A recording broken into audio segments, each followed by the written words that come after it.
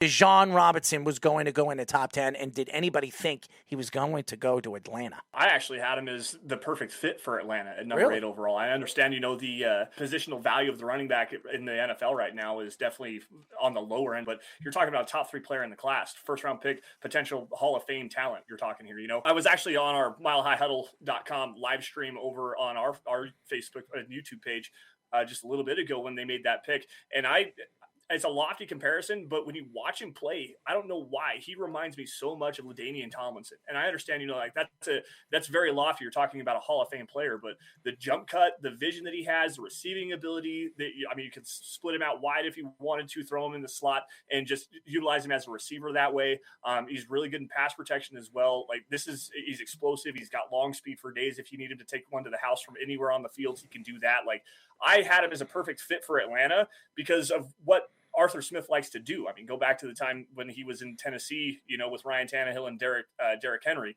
They're trying to build around Desmond Ridder very clearly. They brought back a couple of their offensive linemen. Chris Lindstrom got a big deal. They got Caleb McGarry back at right tackle, to kind of continue what they with the success that they had last year running the football. And now you enter in the best running back in the class, probably the best running back we've seen in the draft since Saquon Barkley. So I really like the fit there.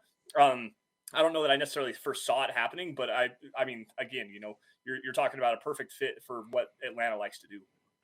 How about you, Connor? What do you think? Like you said, I think the fit makes a lot of sense. Running back class, the top 10 picks are a blessing. Things go wrong to end up in the top 10, and I think there, they probably could have got a bit more valuable player at a bit more valuable position, but there's no denying Bijan Robinson's talent. He's a good receiver, good runner. He does everything well. Outside of the fit with Atlanta, which makes a ton of sense, Tyler Algier and Cordell Patterson has been a nice little duo for them in the backfield. So it's not really a position of need for them, but I think they might have been. I think a lot of people had Bijan Robinson, as he said, as a top 3 player, and just went, look, this is where that fall is going to stop. But man, it's just Philly taking Jalen Carter right behind you. If Jalen Carter turns into that, Geno Atkins, Fletcher Cox type of player, 5-10 years down the road, and Bijan Robinson's on his way out, they're going to be kicking themselves a little bit. But we'll see what happens with Carter's off the field and character stuff. And that's not an issue with Bijan at all. So he's going to be successful wherever he ends up. It's just the value that we keep kind of mentioning about that running back position. Right. That's what was weird about that. Yeah, go ahead, Lance. What were you saying?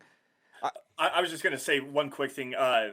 Carter and Grady Jarrett on the same defensive line would have been absolutely disgusting. Kind of carrying themselves this offseason like they're a contender. Super aggressive in free agency. Like to have seen them just build maybe the trenches a little bit more and really kind of get, build up those trenches to give Desmond Ridder a chance. Or, I know they've talked about adding some offensive skill players to that, wide receiver room, tight end room, whatever it is, with Kyle Pitts there. So, I don't know. It's interesting. It could work out for him. It could be one of those situations where in 3 years they're going, all right, we've seen teams draft these guys high and it not really pan out for them. Jahmyr Gibbs is a Detroit Lion.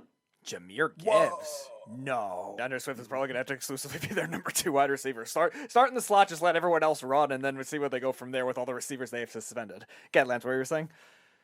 Well, Jahmyr Gibbs is a hell of a receiver too. You can split him out wide and put him in the slot and let him run routes for you. So, like Errol said, you're talking, an explosive, dynamic playmaking threat out of the backfield, and you don't have to just line him up on the outside or line him up in the backfield.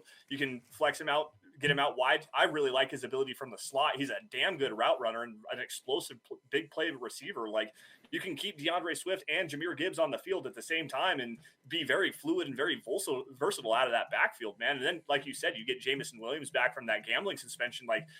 You want to talk about high-flying, big play, explosive offense, especially with what Ben Johnson likes to do with the play-action passing game.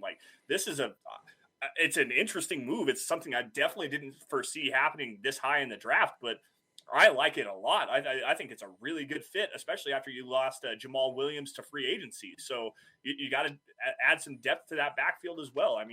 Over-encompassing good pick for the Lions. I like it a lot. Question for you guys. You almost think that Jahmyr Gibbs was probably the running back 1 on their draft board if they traded back and then drafted, because you think that if Bijan Robinson was there, they probably would have stuck there and picked, right? No question. You think they probably went, hey, we know he's not going to go. Let's trade back, still get our best running back in this draft and get some picks with it.